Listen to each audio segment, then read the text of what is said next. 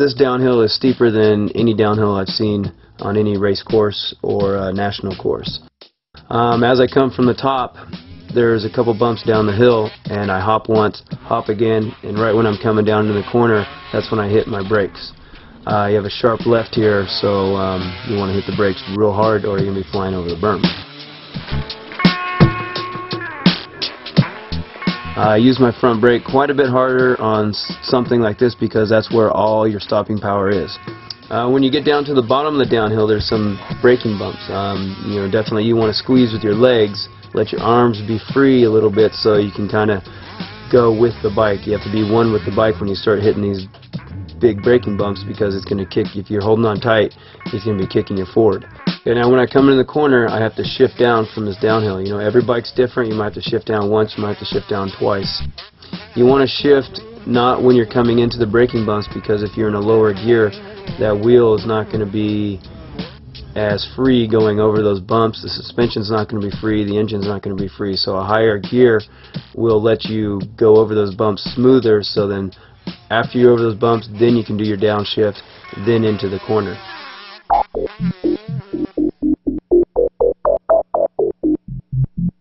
A lot of people come down this hill, brake early, and then when they get to the jump, they'll blip the gas, so it'll make the bike it'll get more air, and they're braking too soon. For me, I come down the hill as fast as I can, brake, and then coast off the jump where I can stay lower, and I'm not catching as much air, and I can hold the gas on and my speed into the jump a lot harder. When I come down the hill, I'm on the front and the back brake evenly. I never use one or the other too much. You don't want to lock your brakes up coming down, you don't want to lock the tires up, but when the track is very hard like this one is, and you're coming into it with that much speed, you're going to have a tendency of locking it up, but you got to have control of the brake to know when you're doing it and know when you're not doing it.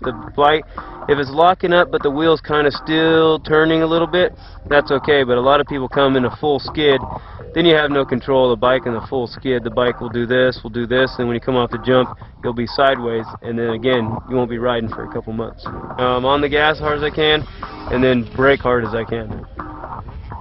But again, on a slippery surface, you got to have the control or the patience there to not just completely lock them up, but you got to, again, be one with the bike. You got to feel what the bike's doing. Don't just do what you think you want to do, you got to feel what the bike's doing too. For me, when you do it for so long, it just comes natural. You don't think about it. It's just what you do, But for riders that are learning, pay attention to what the bike's doing. Each bike's different, 2-strokes you don't have the engine brake, but 4-stroke you do. But again, it's a feeling thing, You got to know what the bike's going to do, and sometimes on a 4-stroke you can give it a little bit, just a little blips, off it to keep it from engine braking. But also, if you're in a higher gear and then you can shift down in the air, you're not going to have so much engine brake.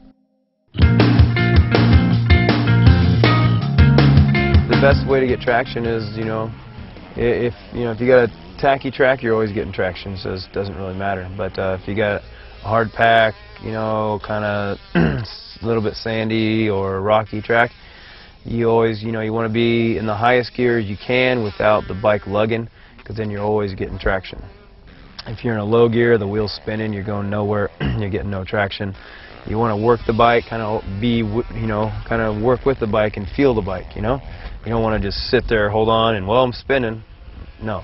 If you're spinning, okay, we'll move around a little bit and, work with the bike and, find where it gets traction and where it doesn't get traction. Finesse, the throttle, clutch, positioning, gearing, all that stuff.